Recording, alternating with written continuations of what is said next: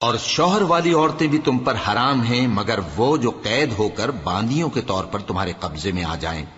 یہ حکم اللہ نے تم کو لکھ دیا ہے، اور ان محرمات کے سوا دوسری عورتیں تم کو حلال ہیں، اس طرح سے کہ مال خرچ کر کے ان سے نکاح کر لو، بشرطے کہ نکاح سے مقصود عفت قائم رکھنا ہو، نہ کہ شہوت پرستی۔ تو جن عورتوں سے تم لطف اندوز ہوئے ان کا مہر جو مقرر کیا ہو ادا کر دو، اور اگر مقرر کرنے کے بعد آپس کی رضامندی سے مہر میں کمی بیشی کر لو تو تم پر کچھ گناہ نہیں۔ بے شک اللہ سب کچھ جاننے والا ہے، حکمت والا ہے۔ اور جو شخص تم میں سے مومن آزاد عورتوں سے نکاح کرنے کا مقدور نہ رکھے تو مومن باندیوں ہی سے جو تمہارے قبضے میں آ گئی ہوں نکاح کر لے، اور اللہ تمہارے ایمان کو اچھی طرح جانتا ہے۔ تم آپس میں ایک دوسرے کے ہم جنس ہو، پھر ان لونڈیوں کے ساتھ ان کے مالکوں سے اجازت حاصل کر کے نکاح کر لو، اور دستور کے مطابق ان کا مہر بھی ادا کر دو، بشرطے کہ وہ پاک دامن ہوں، نہ ایسی کہ کھلم کھلا بدکاری کریں اور نہ درپردہ دوستی کرنا چاہیں۔ پھر اگر وہ نکاح میں آ کر بدکاری کا ارتکاب کر بیٹھیں تو جو سزا آزاد عورتوں کے لیے ہے اس کی آدھی ان کو دی جائے۔ یہ باندھی کے ساتھ نکاح کرنے کی اجازت اس شخص کو ہے جسے گناہ کر بیٹھنے کا اندیشہ ہو، اور یہ بات کہ صبر کرو تمہارے لیے بہتر ہے، اور اللہ بخشنے والا ہے، مہربان ہے۔ اللہ چاہتا ہے کہ اپنی آیتیں تم سے کھول کھول کر بیان فرمائے اور تم کو اگلے لوگوں کے طریقے بتائے اور تم پر مہربانی کرے، اور اللہ جاننے والا ہے، حکمت والا ہے۔ اور اللہ تو چاہتا ہے کہ تم پر مہربانی کرے، اور جو لوگ اپنی خواہشوں کے پیچھے چلتے ہیں وہ چاہتے ہیں کہ تم سیدھے رستے سے بھٹک کر دور جا پڑو۔ اللہ چاہتا ہے کہ تم پر سے بوجھ ہلکا کرے، اور انسان طبعاً کمزور پیدا ہوا ہے۔ مومنوں، ایک دوسرے کا مال ناحق نہ کھاؤ، ہاں اگر آپس کی رضامندی سے تجارت کا لین دین ہو اور اس سے مالی فائدہ حاصل ہو جائے تو وہ جائز ہے، اور اپنے آپ کو ہلاک نہ کرو، کچھ شک نہیں کہ اللہ تم پر مہربان ہے۔ اور جو زیادتی کرتے ہوئے اور ظلم سے ایسا کرے گا تو ہم اس کو عنقریب جہنم میں داخل کریں گے، اور یہ اللہ کو آسان ہے۔ اگر تم بڑے بڑے گناہوں سے جن سے تم کو منع کیا جاتا ہے پرہیز کرو گے تو ہم تمہارے چھوٹے چھوٹے گناہ معاف کر دیں گے اور تمہیں عزت کے مکانوں میں داخل کریں گے۔ اور جس چیز میں اللہ نے تم میں سے بعض کو بعض پر فضیلت دی ہے اس کی تمنا مت کرو۔ مردوں کو ان کاموں کا ثواب ہے جو انہوں نے کیے، اور عورتوں کو ان کاموں کا ثواب ہے جو انہوں نے کیے، اور اللہ سے اس کا فضل و کرم مانگتے رہو، کچھ شک نہیں کہ اللہ ہر چیز سے واقف ہے۔ اور جو مال ماں باپ اور رشتہ دار چھوڑ مریں تو حقداروں میں تقسیم کر دو کہ ہم نے ہر ایک کے حقدار مقرر کر دیے ہیں، اور جن لوگوں سے تم عہد کر چکے ہو ان کو بھی ان کا حصہ دو، بے شک اللہ ہر چیز پر نگراں ہے۔ مرد عورتوں پر حاکم ہیں، اس لیے کہ اللہ نے بعض کو بعض سے افضل بنایا ہے، اور اس لیے بھی کہ مرد اپنا مال خرچ کرتے ہیں۔ تو جو نیک بیویاں ہیں وہ فرمانبردار ہوتی ہیں، اور ان کے پیٹھ پیچھے اللہ کی حفاظت میں مال و آبرو کی خبرداری کرتی ہیں۔ اور جن عورتوں کی نسبت تمہیں معلوم ہو کہ سرکشی اور بدخوئی کرنے لگی ہیں تو پہلے ان کو زبانی سمجھاؤ، اگر نہ سمجھیں تو پھر ان کے ساتھ سونا ترک کر دو۔ اگر اس پر بھی باز نہ آئیں تو زد و کوب کرو،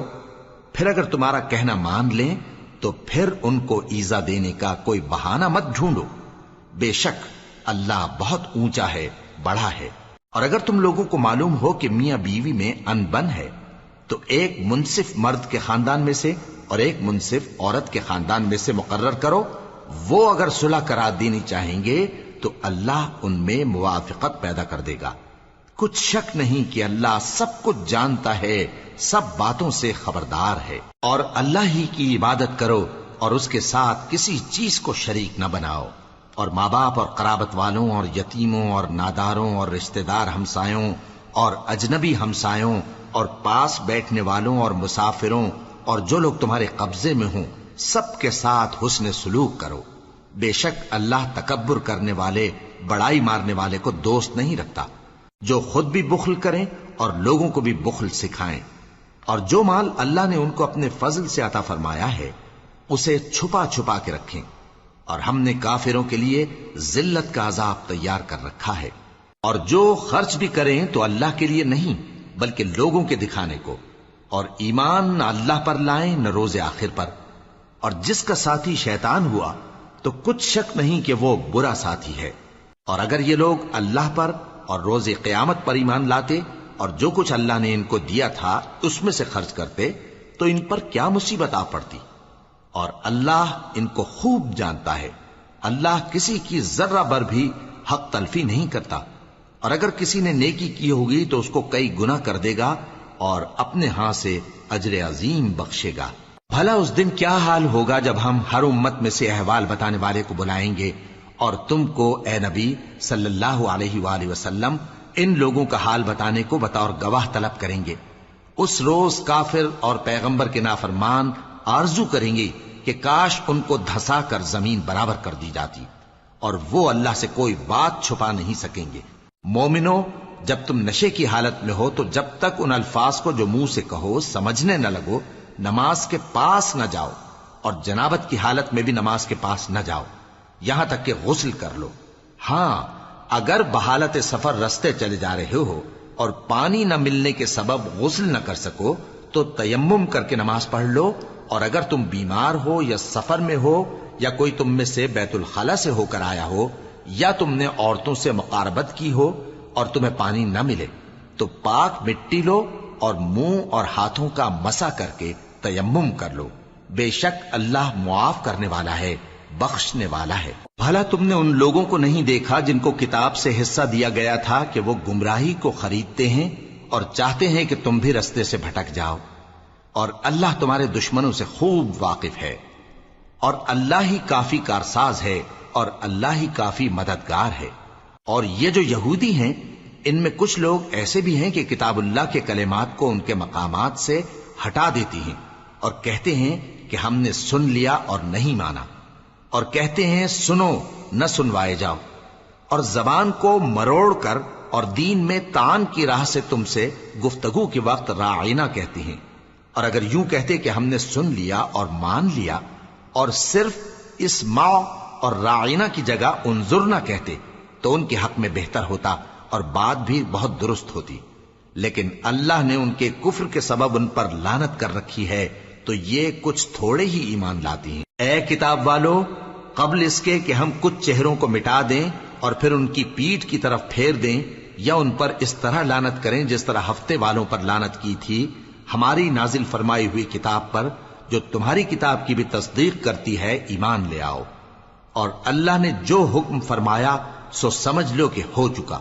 اللہ اس گناہ کو نہیں بخشے گا کہ کسی کو اس کا شریک بنایا جائے، اور اس کے سوا اور گناہ جس کو چاہے معاف کر دے، اور جس نے اللہ کا شریک مقرر کیا اس نے بڑا بہتان باندھا۔ کیا تم نے ان لوگوں کو نہیں دیکھا جو اپنے آپ کو پاکیزہ کہتے ہیں؟ نہیں، بلکہ اللہ ہی جس کو چاہتا ہے پاکیزہ کرتا ہے، اور ان پر دھاگے برابر بھی ظلم نہیں ہوگا۔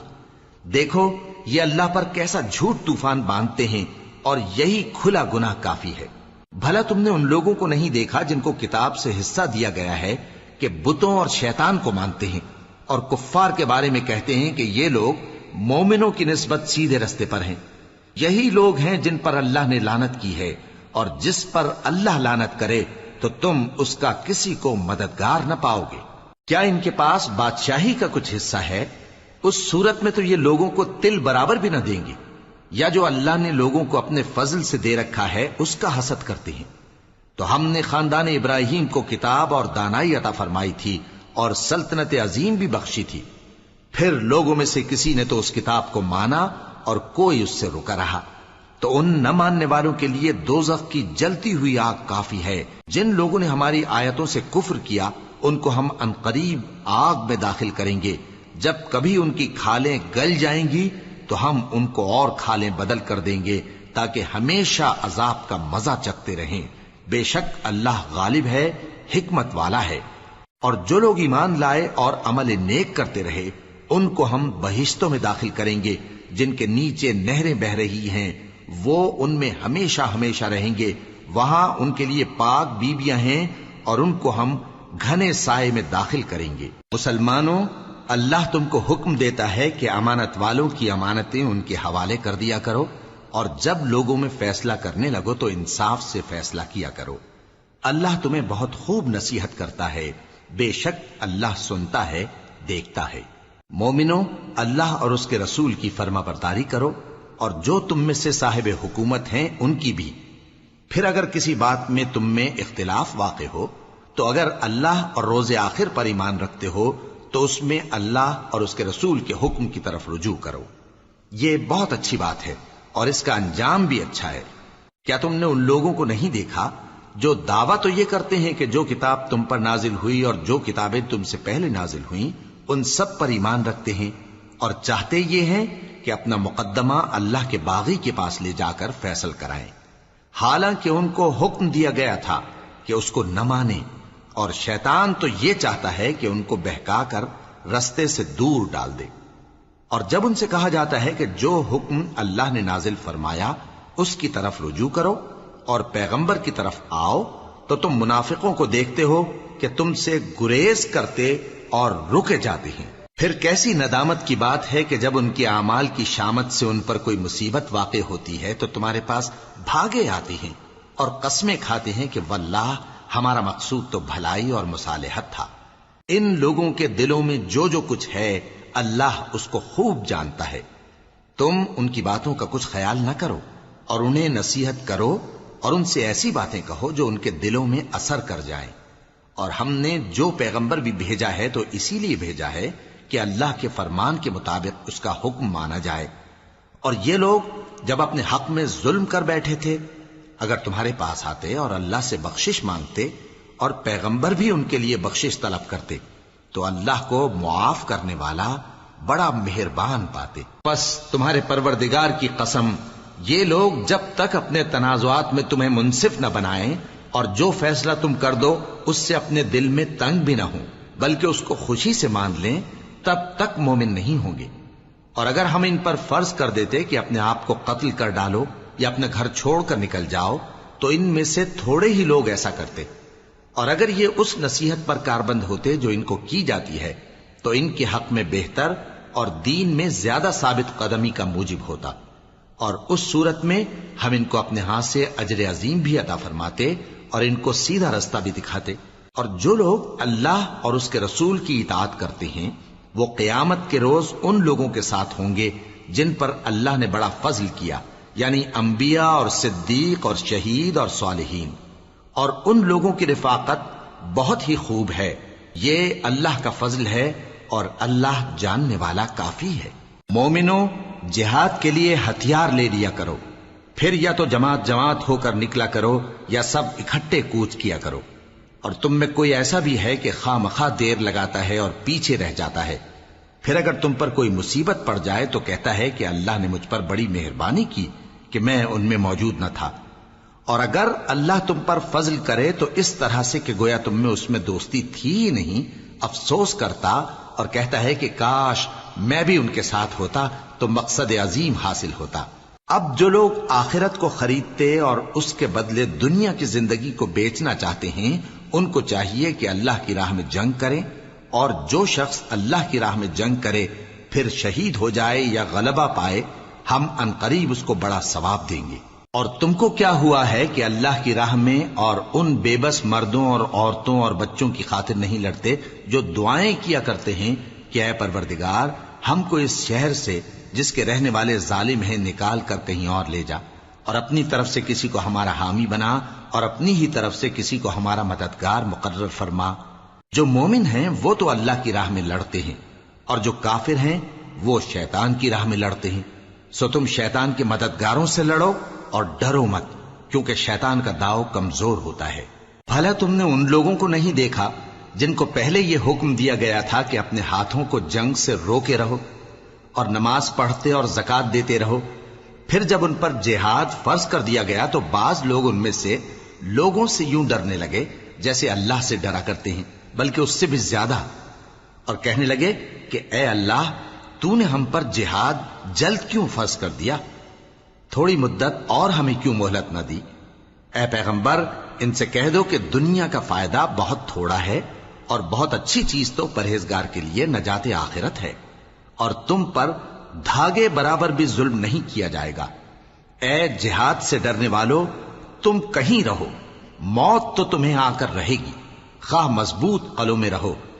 اور ان لوگوں کو اگر کوئی فائدہ پہنچتا ہے تو کہتے ہیں یہ اللہ کی طرف سے ہے،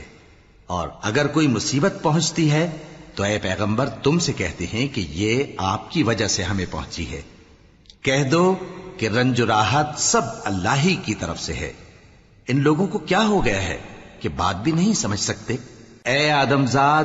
تجھ کو جو فائدہ پہنچے وہ اللہ کی طرف سے ہے، اور جو نقصان پہنچے وہ تیری ہی شامت اعمال کی وجہ سے ہے. اور اے نبی، ہم نے تم کو لوگوں کی ہدایت کے لیے پیغمبر بنا کر بھیجا ہے، اور اس بات کا اللہ ہی گواہ کافی ہے. جو شخص رسول کی فرما برداری کرتا ہے تو بے شک اس نے اللہ کی فرما برداری کی، اور جو نافرمانی کرے تو اے پیغمبر تمہیں ہم نے ان کا نگہبان بنا کر نہیں بھیجا. اور یہ لوگ منہ سے تو کہتے ہیں کہ آپ کی فرما برداری دل سے منظور ہے، مگر جب تمہارے پاس سے چلے جاتے ہیں تو ان میں سے بعض لوگ رات کو تمہاری باتوں کے خلاف مشورے کرتے ہیں،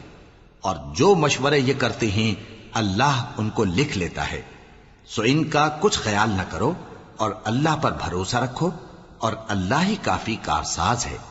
بھلا یہ قرآن میں غور کیوں نہیں کرتے؟ اگر یہ اللہ کے سوا کسی اور کا کلام ہوتا تو اس میں وہ بہت سا اختلاف پاتے. اور جب ان کے پاس امن یا خوف کی کوئی خبر پہنچتی ہے تو اسے مشہور کر دیتی ہیں،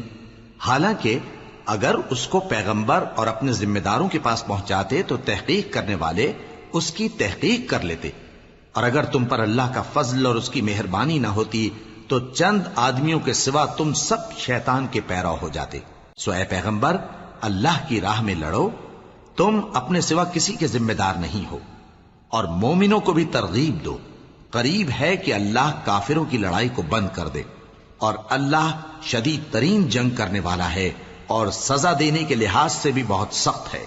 جو شخص نیک بات کی سفارش کرے تو اس کو اس کے ثواب میں سے حصہ ملے گا، اور جو بری بات کی سفارش کرے اس کو اس کے عذاب میں سے حصہ ملے گا. اور اللہ ہر چیز پر قدرت رکھتا ہے. اور جب تم کو کوئی دعا دے تو جواب میں تم اس سے بہتر کلمے سے اسے دعا دو یا انہی لفظوں سے دعا دو. بے شک اللہ ہر چیز کا حساب لینے والا ہے.